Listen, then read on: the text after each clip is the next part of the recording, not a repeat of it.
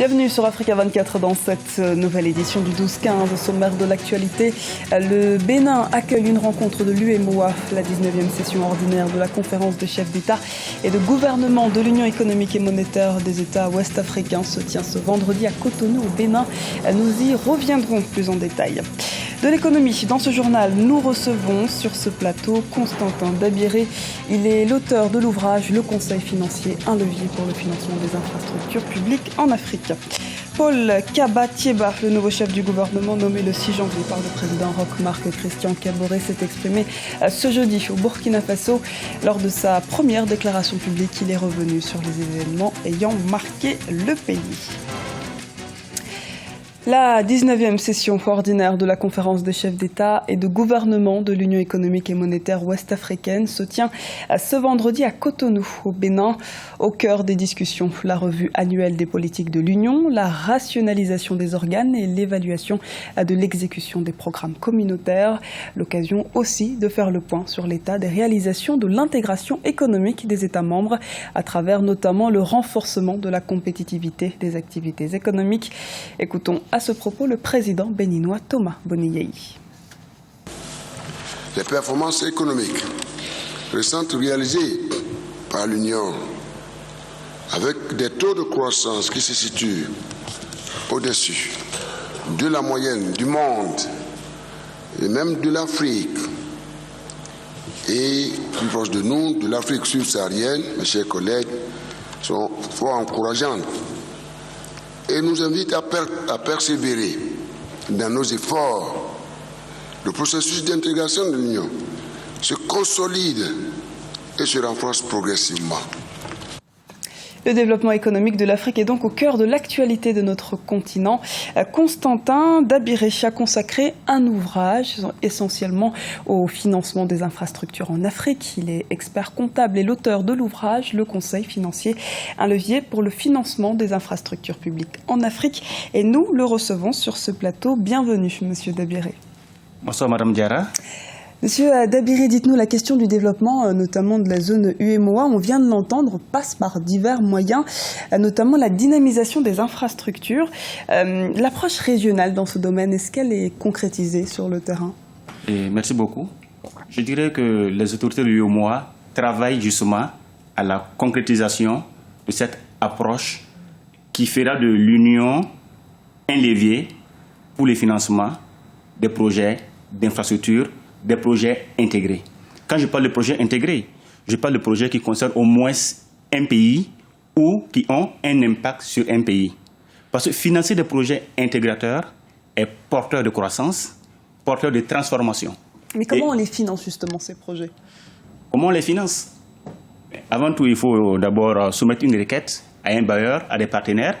Ensuite, il faut réaliser des études pour s'assurer de la faisabilité de ces projets, de leur bancabilité et éventuellement pouvoir en fait, je dirais pas les difficultés, mais pouvoir en fait les faiblesses et trouver des mesures de mitigation.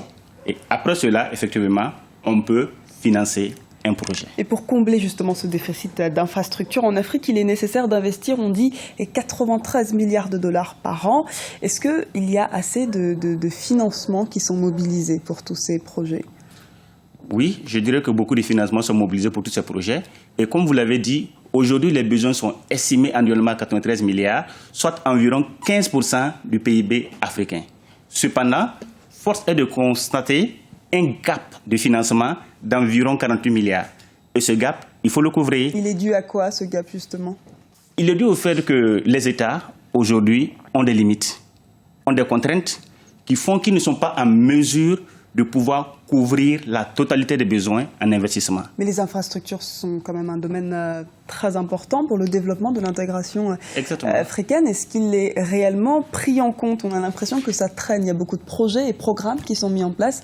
Est-ce que véritablement l'enjeu de ces infrastructures est pris en compte selon vous? Je dirais oui. L'enjeu de ces infrastructures est pris en compte. Et si je prends le cas de la zone UEMOA que je connais très bien, vous avez un certain nombre de programmes mis en œuvre par les États, financés et qui permettent effectivement de couvrir partiellement ces besoins. Vous avez par exemple le programme économique régional. Nous avons connu la première phase et actuellement nous sommes sur la seconde phase. Vous avez également l'initiative régionale pour l'énergie qui est actuellement mise en œuvre, qui a permis aux États de bénéficier de ressources, notamment pour pouvoir réaliser des projets dans le domaine de l'énergie et surtout faire face justement à ce déficit en énergie que nous constatons dans nos pays.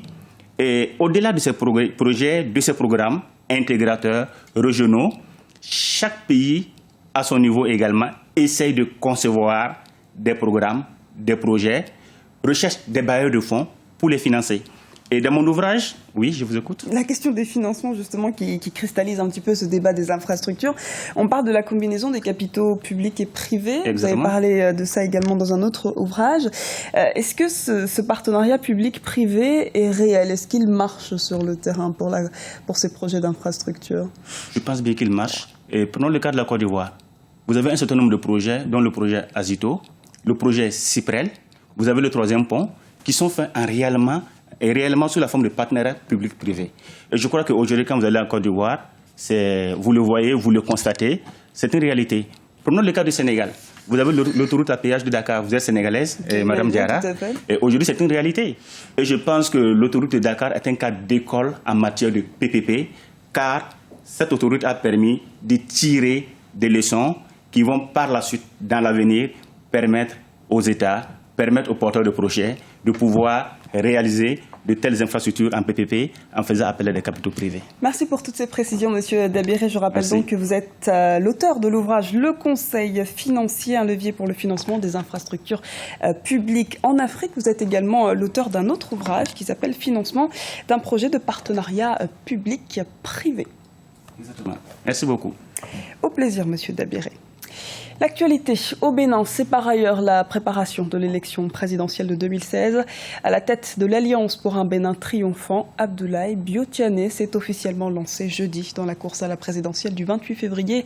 Candidat malheureux en 2011, l'ancien président de la Banque ouest-africaine de développement entend repartir à la conquête du fauteuil présidentiel en 2016.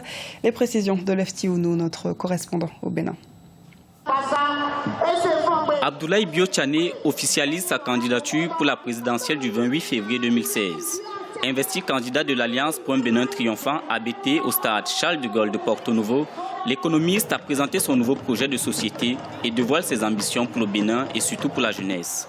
Après son périple dans les 77 communes du pays depuis 2011, Abdoulaye Biotiané a constaté de visu les conditions de vie de ses compatriotes et propose des solutions aux maux dont souffrent les Béninois. Ancien ministre des Finances sous feu le général Mathieu Kérékou de 1998 à 2002, Abdoulaye Biotiané entend œuvrer pour la bonne gouvernance. Si je suis élu président, je ferai donc la même chose. Premièrement, chacun sera appelé et jugé selon ses compétences. Et je mettrai l'homme qu'il faut à la place qu'il faut. Deuxièmement, nous mettrons fin à l'impunité. À cette impunité généralisée dans la paix et la concorde. Cette attente, je le sais, je l'ai entendue partout et elle est partagée par tous nos concitoyens. Rétablir la confiance et relancer l'économie du pays sont des priorités de l'ex-président de la Banque ouest-africaine de développement. Aussi, Abdoulaye Biotiané s'engage-t-il à résoudre l'affaire ICC Services et Consorts, un scandale financier qui a concerné plus de 150 000 personnes, spoliées par des structures de microfinance.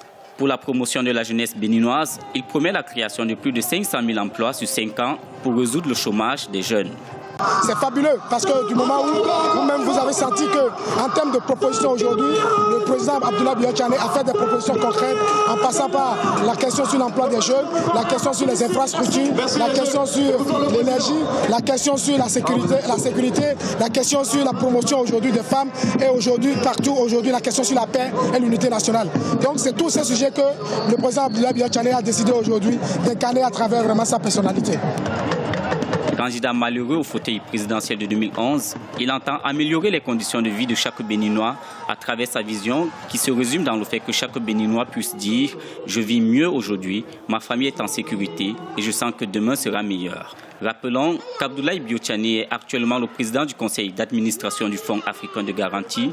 Lors du scrutin présidentiel de 2011, il est arrivé en 3e position derrière l'actuel président Boni Yayi et Adrien Ouambédi.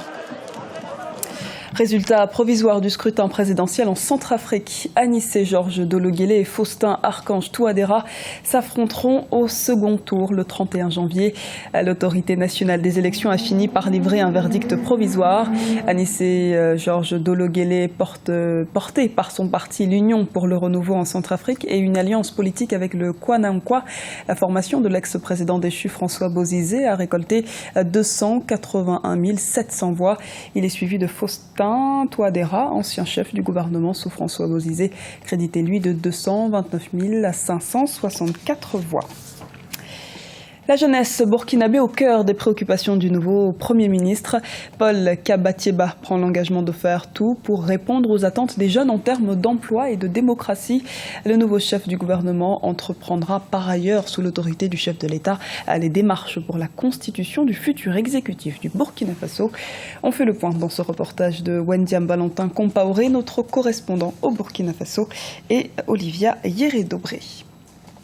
Le prochain gouvernement répondra aux attentes des populations. C'est la conviction du tout nouveau Premier ministre burkinabé, Paul Kabatieba, nommé mercredi par le président Roch-Marc Christian Kaboré. Dans sa première annonce à la presse, il a reconnu le sacrifice de la jeunesse dans la défense des valeurs démocratiques. Les jeunes de ce pays se sont également battus pour lutter contre ce que vous savez, la tentative de récupération donc, du pouvoir à travers le coup d'État manqué. Ce courage de la jeunesse, cette clairvoyance de la jeunesse, cette détermination de la jeunesse nous interpelle. Elle montre que nous sommes, si nous le voulons, à mesure de prendre notre destin en main et de construire un avenir meilleur.